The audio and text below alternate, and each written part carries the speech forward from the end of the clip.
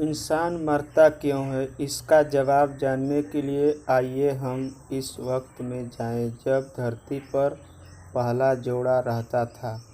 Bible बताती है, यहोवा परमेश्वर ने भूमि से सब भांति के वृक्ष जो देखने में मनोहर, जिनके फल खाने में अच्छे हैं, उगाए थे। इन सारे पेड़ों के फल आदम और हवा को उनके खाने के लिए दिए गए थे, लेकिन एक पाबंदी थी जिनसे उन्हें सख्ती से मानना था। यहोवा ने आदम को साफ साफ बताया कि उस पर क्या पाबंदी है। तू वाटिका के सब वृक्षों का फल बिना खटके खा सकता है, पर भले या बुरे के ज्ञान का जो वृक्ष है उसका फल तू कभी न खाना, क्योंकि जिस दिन तू उसका फल खाए उसी दिन अवश्य मर जाएगा। इस पाबंदी को मानना आदम का हवा के लिए कोई मुश्किल काम नहीं था, क्योंकि उन्हें एक पेड़ को छोड़ बाकी सभी पेड़ों के फल खाने की छूट थी।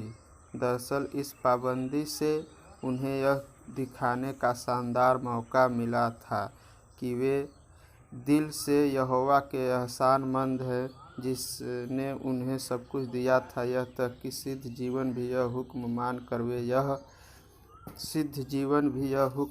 वे यह भी दिखा सकते कि वे अपने स्वर्णीय पिता के अधिकार का गहरा आदर करते हैं और चाहते हैं कि वह उन्हें हिदायतें दे और तय करे कि उनके लिए सही क्या है और गलत क्या।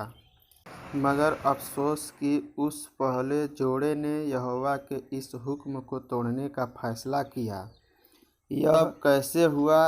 अदन के उस बाग में शैतान ने एक सांप के जरिए हवा से पूछा, क्या सच है कि परमेश्वर ने कहा कि तुम इस वाटिका के किस वृक्ष का फल न खाना? हवा ने जवाब दिया, इस वाटिका के वृक्षों के फल हम खा सकते हैं, पर जो वृक्ष वाटिका के बीच में है उसके फल के विषय में परमेश्वर ने कहा है कि न तो तुम सबको खाना और न उसको छूना, नहीं तो मर जाओगे। मगर शैतान ने कहा, तुम निश्चय न मरोगे, वरन परमेश्वर आप जानता है कि जिस दिन तुम उसका फल खाओगे उसी दिन तुम्हारी आंखें खुल जाएगी और तुम भले बुरे का ज्ञान पाकर परमेश्वर के तुल्य हो जाओगे। शैतान हवा को यकीन दिला रहा था कि वह फल खाने से उसी को फायदा होगा। दरअसल उसका दावा था कि खुद हवा को अपने अच्छे बुरे का फैसला करने का हक है, न कि यहोवा को, और उसे यह भी हक है कि उसका मन जो चाहे वह करे।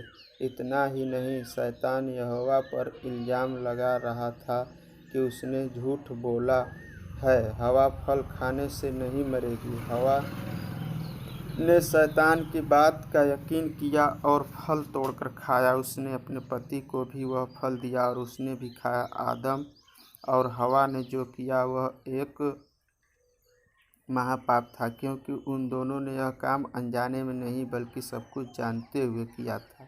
उन्हें अच्छी तरह मालूम था कि वे वही कर रहे हैं जिसे करने से परमेश्वर ने उसको सख्त मना किया था। परमेश्वर ने उन्हें एक आसान सी आज्ञा दी थी, फिर भी उन्होंने जानबूझकर उसे तोड़ दिया। ऐसा करके उन्होंने दिखाया कि वे अपने स्वर्गीय पिता और उसके अधिकार को कितना तुच्छ समझते हैं। वाकई जिस परमेश्वर ने उन्हें जिंदगी और तक की सब कुछ दिया था, उसका इतनी बुरी तरह अपमान करना ऐसा महापाप था जिसे हरगिज माफ़ नहीं किया जा सकता था।